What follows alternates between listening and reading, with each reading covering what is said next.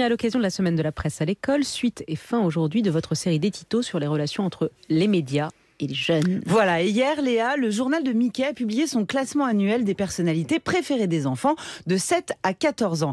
Il en dit beaucoup, ce classement, sur l'impact médiatique et notamment balaye quelques généralités sur le poids de la télé.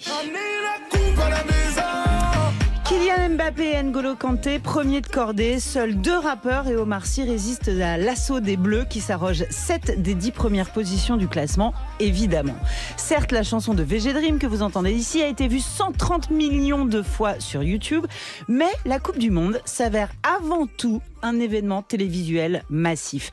Dans la liste, le premier animateur télé n'arrive qu'en 35e position. C'est Stéphane Plaza qui chasse des maisons sur M6. Sauf que, attention, le classement regorge de chanteurs. Louane, Amir, Claudio Sapeo, Slimane. Elle répondait au nom de Veila.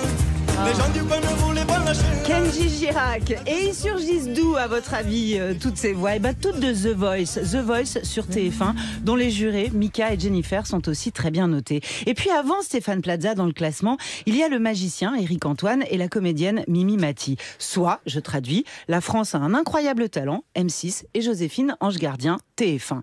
2 autres personnalités sont citées par les petits, Nagui et Christina Cordula. À qui parlent leurs émissions? Aux ménagères avec enfants, donc aussi aux enfants.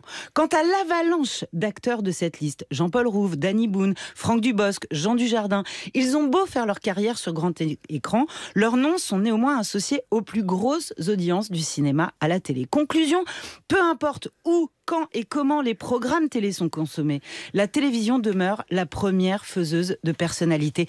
Pas un youtubeur au classement Mickey, ni Norman, ni Squeezie, ni Cyprien, plus de 10 millions d'abonnés chacun au compteur. Mais chaque enfant, figurez-vous, a son youtubeur fétiche et il ne voit pas forcément les autres. Bienvenue dans le monde de l'internet, des chiffres dingues, mais des bulles qui cloisonnent au lieu de réunir. Pour terminer, deux anomalies à mon avis à ce plébiscite des petits. Seulement 8 femmes sur 50 personnalités, à méditer sur les modèles que nos médias proposent aux jeunes. Et enfin, qui se loge à la 22e place? Oui, qui? Goldman. Jean-Jacques Goldman, incroyable, comme dans le classement adulte publié par le JDD, exactement pareil. Or, les votants, 7-14 ans, je rappelle, n'étaient même pas nés que Goldman avait déjà disparu des écrans. Et là, vous voyez, même moi, j'en reste sans voix. Merci Sonia. Chris Esquer, 8h57 ce matin. Chris, vous donnez sa chance à un jeune chroniqueur. Oui, Nicolas, bonjour à tous. Alors effectivement, comme Claude Askolovitch hier, je voulais donner sa chance à un jeune qui souhaite devenir chroniqueur, lui mettre le pied à l'étrier, c'est la vocation de cette radio de le faire. Donc, bienvenue à toi, tu t'appelles comment? Tonin. Antonin?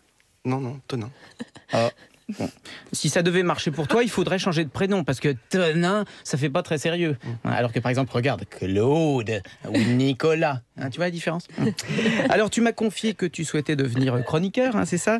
Toi aussi, tu aimerais pouvoir aller boire des coups au café après ta chronique, la vie de chroniqueur. Bon. Et donc, il faut essayer. Tu gardes ton blouson? Oui. Tu vas pas être à l'aise, t'es sûr? Oui, je préfère. Bon, comme tu veux. Alors, Tonin, de quoi vas-tu nous parler? Quel est le sujet de ta toute première chronique? Le chou-fleur. Le chou-fleur. Bon, c'est peut-être un peu léger pour la matinale de France Inter. C'est pas vraiment l'actu chaude du moment, mais on va faire avec. C'est une chronique économique? Non. Donc une chronique généraliste sur le chou-fleur. De toute façon, il n'y a pas de mauvais sujet, il n'y a que des mauvais chroniqueurs. Allez, on y va, redresse-toi, les mains sur la table. On est fiers de sa chronique, on ne va pas à l'abattoir. Si cette chronique est un succès, ça va t'ouvrir beaucoup de portes. Tu vas décoller. A contrario, si tu rates cette première marche, tu auras beaucoup de mal à remonter sur le cheval et tu devras te reconstruire autrement. Ouais. D'accord? Allez, on t'écoute, chronique chou-fleur. Alors, le chou-fleur. Ne le rappelle pas, démarre directement. Depuis le XVe siècle, le chou-fleur s'est imposé à table et a su conquérir une place de choix dans le cœur des Françaises et des Français. Pourtant, l'emblématique légume breton est de moins en moins cultivé. C'est vérifié, ça? C'est quelque chose que tu as vérifié? Oui. Bon, c'est bien, continue. On le cultive aussi dans le Nord et en Normandie. C'est vrai. Les producteurs ont du mal à en vivre à cause de la concurrence féroce de l'Espagne et de l'Italie. Conséquence, certains jettent l'éponge. T'as vu, c'est agréable de faire une chronique. Vas-y. Certains se tournent vers la production de légumes anciens, consommés par des bobos parisiens complètement déconnectés des petites gens et qui continuent à partir en vacances en avion. Oh là là, alors là, qu'ils dans quoi prétendent... tu t'embarques là? Non, c'est une autre chronique là. Ça, c'est vraiment le piège à éviter et t'es tombé dedans malheureusement. On ne doit pas changer de sujet en cours de route parce que tu n'es pas audible, tu comprends? Oui. Bon, qu'est-ce qu'il y a après? Bon, saute ce paragraphe et continue sur le chou-fleur. Alors, souvent associé à des mauvais souvenirs de cantine, le chou-fleur n'est pas en odeur de sainteté auprès des moins de 60 ans. Alors que c'est un excellent légume qui accompagne à merveille des plats très divers tels que la langouste au chou-fleur, la fricassée de chou-fleur au basilic ou le gratin de chou-fleur. D'accord, allez, passe à la conclusion parce qu'on n'a plus le temps. À terme, il n'est pas exclu que le chou-fleur renaisse de ses cendres. C'est la conclusion, ça? Ouais. Bah c'est bien, c'est très bien. Pour une première, tu t'en sors très bien. À mon avis, tu as été repéré. On suivra ça. Bonne journée à tous. Bonne journée. Bonjour Augustin Trapenard. Salut Nicolas. Boomerang dans 10 minutes. Ça me rappelle des souvenirs, Oh Nicolas. oui.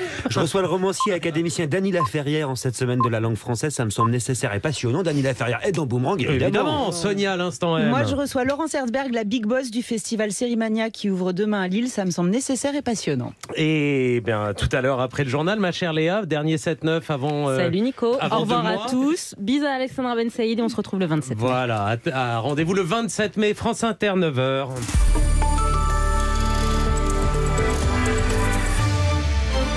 Agnès Soubiran, le journal.